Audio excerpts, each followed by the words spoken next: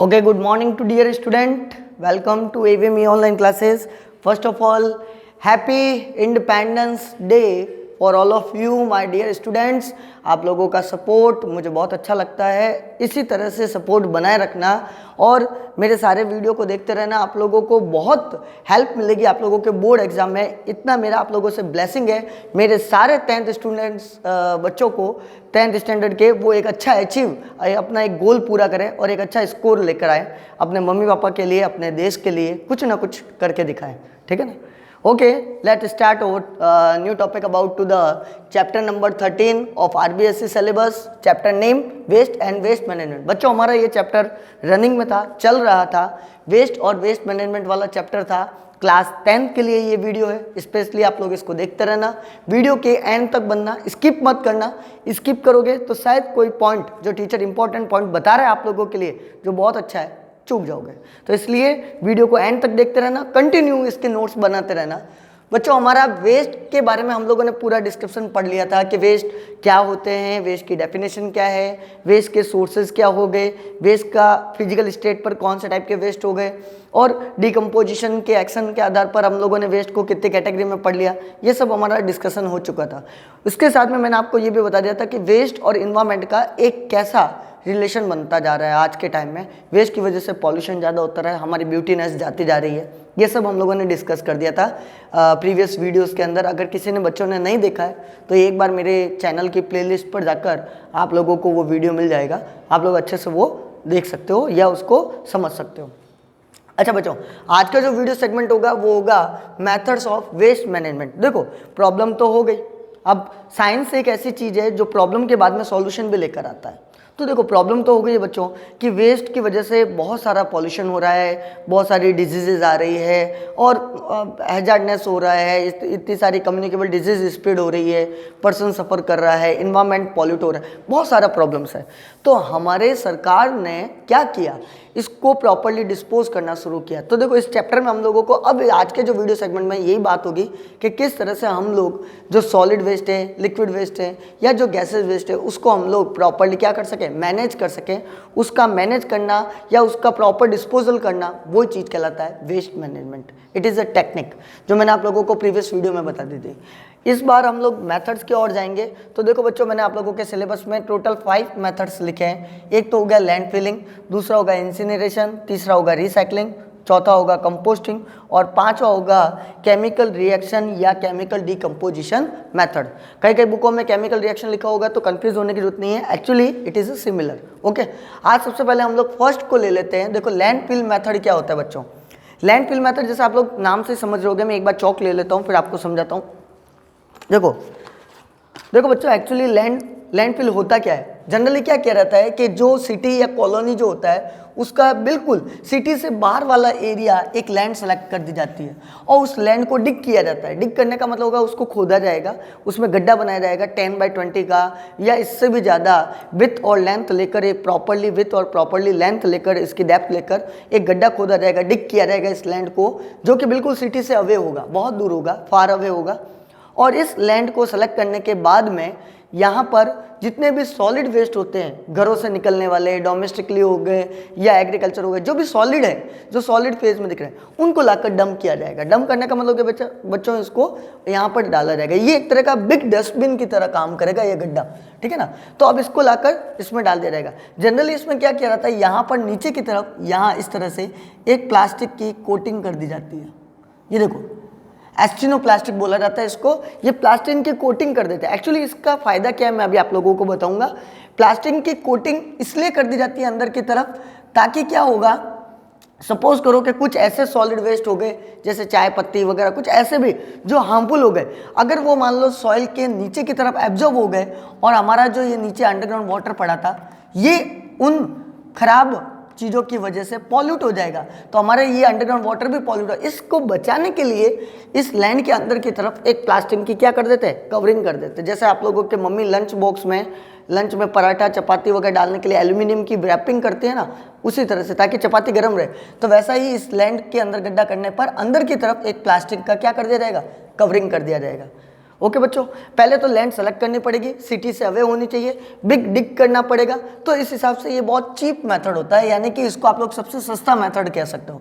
तो landfill is the cheapest method of the waste disposal among the following. इतने जितने भी मैंने आप लोगों को ये मेथड लिखे उसमें से सबसे अच्छा और सबसे मतलब कह सकते हैं किफ़ायती, कम दाम पर जल्दी होने वाला वो ये मेथड होता है। अगर इसका बेनिफिट है तो इसका डिसएडवांटेज भी है, मैं डिसएडवांटेज के बारे में भी बताऊंगा आप लोगों को। तो सुनो, तो जनरल मीन्स क्या हो गया लैंड फिलिंग का, ये एक ऐसा प्रोसेस है, ये एक ऐसी टेक्निक है जिसमें सॉलिड वेस्ट को डिस्पोजल किया जाएगा इन दिस लैंड। जो आप लोगों ने एक पर्टिकुलर लैंड जो सिटी से बाहर सेलेक्ट की है, उस लैंड के अंदर उन सॉलिड वेस्ट को डाला जाएगा। ये सॉलिड वेस्ट कहीं से भी आ सकते हैं, इंडस्ट्री के थ्रू आ सकते हैं, डोमेस्टिकली आ सकते हैं, मैंने सोर्सेज के बारे में बताया था। In this method need a big dig land, जो मैंने आप लोगों को बता दिया, and dispose of all the collected solid waste. पहले कलेक्शन किया जाएगा, टैक्सी वाला आएगा, आपका सॉलिड वेस्ट कलेक्ट करेगा और ले जाके यहाँ जाकर डंप कर देगा। ओके बच्चों, after the land completely filled, जैसे ये लैंड देखो यहाँ पर आप लोगों ने गार्बेज लाकर डाल दिया, ये गार्बेज बढ़ता गया बढ़ता गया बढ़ता गया बढ़ता गया बढ़ता गया, ये कंप्लीटली अगर फिल हो गया तो इसको सॉइल की लेयर से क्या कर दिया जाएगा, कवर कर दिया जाएगा। ठीक है बच्चों। अच्छा, सॉइल की लेयर से कवर करने के पीछे रीज़न क्या होता है, ध्यान से सुनना। जैसे ही यहाँ सॉइल की कवर कर दिया जाएगा तो इससे ये जो वेस्ट होंगे, ये सॉलिड वेस्ट जो ग्रोस है, ये क्या करेंगे, धीरे धीरे डिकम्पोज होते जाएंगे और ये कन्वर्ट हो जाएंगे किस में, मैन्योर में। तो सॉइल के लिए फर्टिलिटी का भी काम कर देंगे, इसीलिए इसको सॉइल की लेयर से क्या कर दिया जाता है, कवर कर दिया जाता है। बच्चों ये तो मैंने आप लोगों को फ़ायदेमंद चीज़ बता दी है, लेकिन एक नुकसान भी है जो मैं ऊपर लिख रहा हूँ, ध्यान से सुनना। एक नुकसान क्या होता है वो भी देख लो। आप लोग एक बार जल्दी से इसका वीडियो को पॉज करके एक बार जल्दी से इसको नोट आउट कर देना, 1 2 3, एक बार जल्दी से इसको नोट आउट कर दो या स्क्रीनशॉट ले लो इसका, मैं आगे करवा रहा हूँ।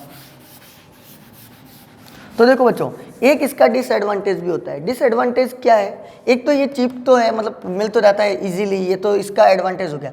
डिसएडवांटेज क्या हो गया, but in this method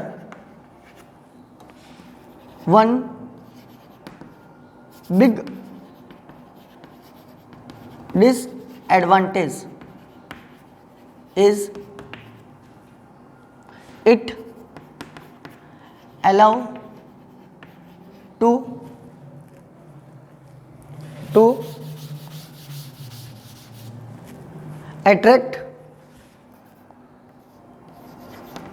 attract flies, insects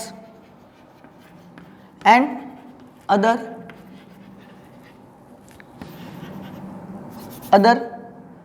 kind of microbes,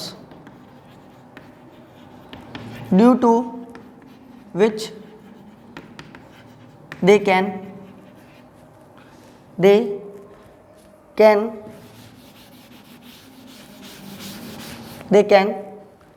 spread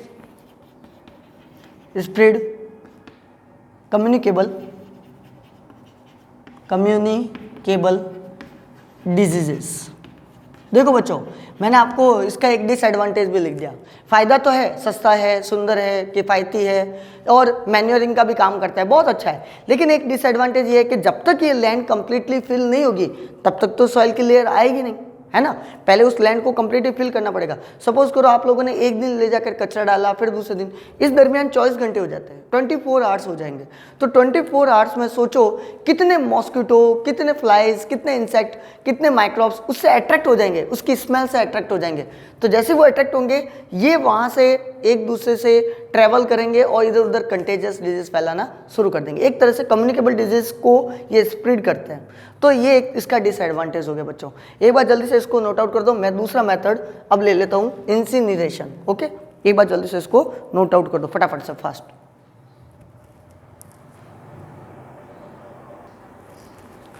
okay बच्चों, हमारा जो सेकंड वाला जो आएगा बच्चों वो है इंसिनरेशन। अब देखो, इंसिनरेशन ये सेकंड मेथड होता है वेस्ट डिस्पोजल का। इंसिनरेशन का पहले मीन मालूम होना चाहिए। इंसिनरेशन का मतलब क्या होता है, देखो बच्चों, ये सेटअप जो है, सबसे पहले तो मैं आप लोगों को बता देता हूँ।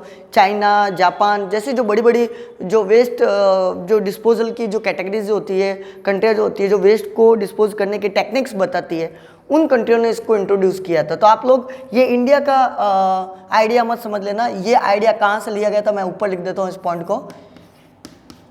This method firstly introduced by China and Japan. ये जापान और चाइना जैसी बिग कंट्रियों ने इसको यूज किया। अब देखो इंसिनरेशन में आप लोगों को एक वर्ड आएगा इंसिनरेटर्स। एक्चुअली इंसिनरेटर्स होता क्या है, मैं यहाँ पर एक ड्रॉ कर देता हूँ। जनरली देखो बच्चों, इसमें एक इस तरह का एक मेटल का बहुत बड़ा एक इंसिनरेटर लगाया जाता है। एक्चुअली इसके नीचे एक बहुत बड़ा थर्मल यानी कि इसको हीट किया जाएगा, यहाँ से इसको हीटिंग मिलेगी। ये एक बहुत बड़ा बर्नर होगा, ठीक है ना, और इस बर्नर में टेम्परेचर दिया जाएगा। एक्चुअली क्या क्या रहता है, जितने भी वेस्टेज होते हैं, सॉलिड वेस्ट हो गया, लिक्विड हो गया, ये आप लोगों का गैस वेस्ट हो गया, ये तीनों टाइप के वेस्टेज इसमें लाकर पुट कर दिए जाते हैं, डंप कर दिए जाते हैं और नीचे से इसको बर्न किया जाता है। और ये इंसिनरेटर क्या करता है, इन सब को कन्वर्ट कर देता है कुछ गैसेस के अंदर, या कुछ आप लोगों को नेचुरल गैस बना देता है, जो कि अदर फर्दर आप लोगों के काम आ जाती है। किसी भी एज ए फ्यूल के तौर पर आप लोग सीएनजी वगैरह में नेचुरल गैस काम आ जाती है। अब देखो ये तो मैंने इसका एडवांटेज बता दिया। पहला सबसे बड़ी बात है कि इसमें सबसे पहले एक इंसिनरेटर सेटअप करना पड़ेगा।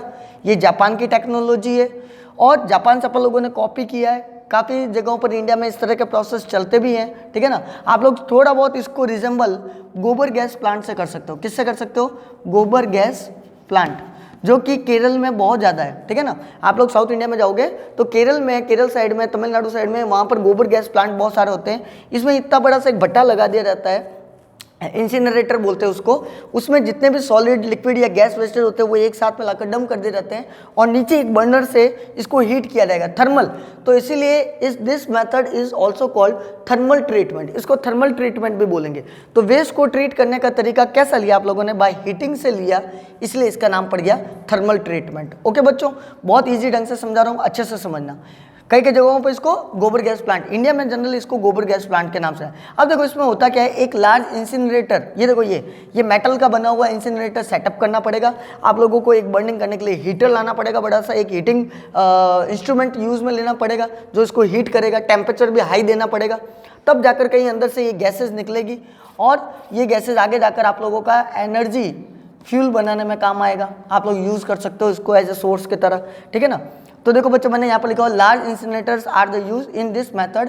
Incinerator burn all the kinds of the wastage. जितने भी मैंने ये वेस्टेज बताया, सॉलिड, लिक्विड और गैस, इसको ये बर्न करेगा। Incinerator convert this waste into a small amount. Incinerator क्या करता है, जितने भी आप लोगों ने वेस्ट डाले उसको स्मॉल अमाउंट एसेस में बदल देगा, राख में बदल देगा और हीट कर देगा उसको, गैसेस निकाल देगा उससे, जो कि आगे जाकर आप लोगों के एज ए एनर्जी के फ्यूल के तौर पर काम आ सकता है, जो अपन लोग फर्दर यूज़ कर सकते हैं फॉर सीएनजी वगैरह, जैसा मैंने आपको बताया।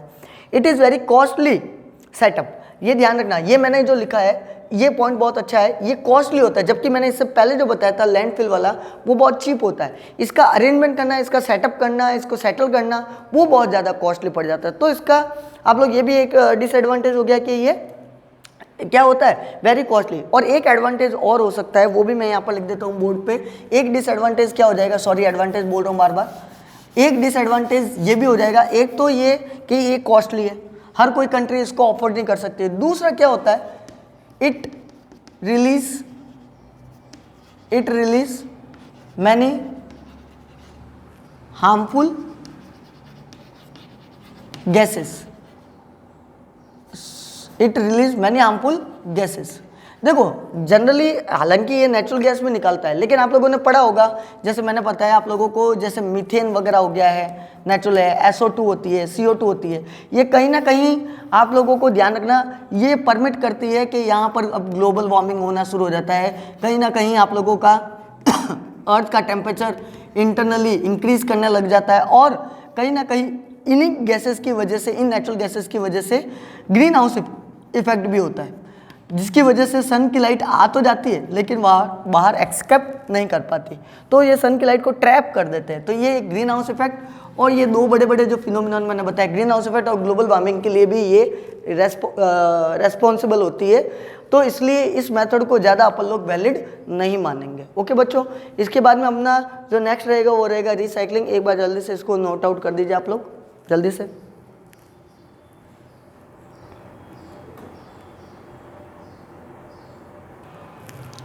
ओके बच्चों, हमारा जो ये थर्ड मेथड है वो है लास्ट और फाइनल मेथड।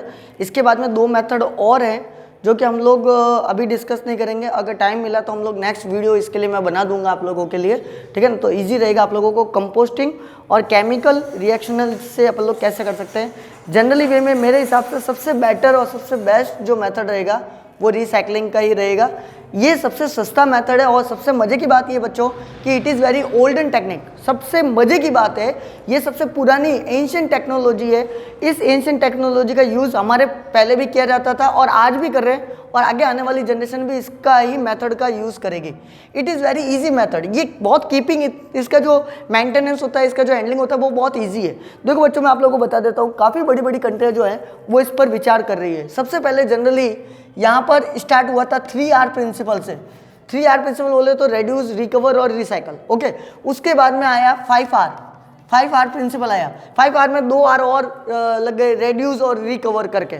फिर उसके बाद में 7R, आज प्रेजेंट टाइम में हम लोग 7R प्रिंसिपल को चला रहे हैं। अब ये 7R प्रिंसिपल क्या है इसी वीडियो में मैं आप लोगों को बताऊंगा नीचे वाले पॉइंट में। आप पहले इसके बारे में सुनिए। By this method we can recycle of the all the kind of the solid wastage. जितने भी सॉलिड वेस्ट की कैटेगरी के अंदर जो वेस्टेज आते हैं हम लोग उसको रिसाइकल कर सकते हैं बच्चों। सॉलिड वेस्टेज में बोले तो पेपर आ गया, प्लास्टिक आ गया, जो आप लोगों के टायर, रबर, ठीक है ना, और आप लोगों के लेदर वगैरह हो गए, आप लोगों के बेंच, स्टूल, जो भी आप लोग बोल रहे हो, जो भी आप लोगों का सॉलिड कैटेगरी में, सॉलिड फेज में दिख रहा है, इन सारे वेस्ट को हम लोग रिसाइकल कर सकते हैं। यानी कि देखा होगा कबाड़ी वाला जब घर पर आता है तो वो सॉलिड वाली चीज़ों को, जैसे ग्लास है, बोतल वगैरह होता है, प्लास्टिक वगैरह होता है, उसको सेपरेट कर देता है। तो सेम काम कबाड़ी वाला जो सिक्वेंस है वो हम लोगों को यहाँ देखना पड़ेगा। कबाड़ी वाला बनना पड़ेगा, कबाड़ वाला बनना पड़ेगा। मैं एक मजाक कर रहा हूँ, कोई ज़रूरी नहीं है, मैं समझाने के लिए था। तो solid waste like the paper, glass, cardboard, metal, whatever, जो भी आप लोगों को सॉलिड वेस्ट में दिखाए रहे वो सब रिसाइकल हो सकते हैं। रिसाइकल का मतलब ये नहीं है कि आप साइकिल के ऊपर बैठ के बार बार री बोल रहे हो, ऐसा नहीं है।